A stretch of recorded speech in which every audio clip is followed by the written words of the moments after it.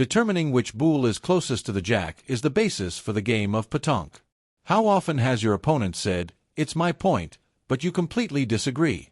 You can continue to walk around the boules in polite disagreement, but the only way to settle the dispute is to measure. There are several ways to determine the closest boule to the jack, but in most cases, all you will need is a measuring tape. Stand back and look at the boules. Pay attention to where you stand. Don't stand directly over the boules looking down on them. Stand back from the boules so that you are the same distance from each of the boules, then look across the boules at the jack. Imagine a line between the boules, and imagine a second line extending out from center of that line. You will probably be able to see that the jack falls on one side of that second line. That is, you will probably be able to see that the jack is closer to one of the boules than the other. Visual inspection is fast and easy but imprecise. Sometimes it may not be possible to tell which boule is closer. You may look across the boules to the jack, and one boule looks closer, but if you walk around to the other side, the other boule looks closer.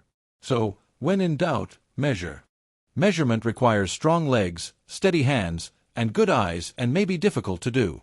It requires squatting or kneeling and holding the tape measure steady, with two different parts of the tape very close to the boule and jack, then precisely reading the numbers on the tape. And of course, one must be careful of bumping and moving the boule or the jack. If the distance is longer than you can reach, you'll need someone to hold the end of the tape against the boule while you hold it over the jack to measure. If a boule is in the way of measuring, you may move it, but first mark the boule. Then press it into the ground and twist it a couple of times, leaving a slight visible depression near the mark so that the boule can be returned to the exact spot, depending on the result of the measurement. A folding rule with an extendable end piece, called an umpire's rule or a retractable steel tape measure, are essential. The correct way to hold the rule is with the butt against the boule and the slider extension toward the jack. Take note that the rule is held with the unmarked side and the slider control button facing upward. That way it's easy to use your thumb to use the slider control button to slide the extension in and out. Be sure you do not position the rule between the boule and jack and then slowly push the extension toward the jack. If you do that, you may accidentally push the extension too far and touch and move the jack. Instead, hold the end of the rule above the jack while you are adjusting the extension, and then slowly lower the end of the rule down toward the jack. If you see that you are too long or too short, then lift the rule up again, adjust its length, and then again lower it down toward the jack.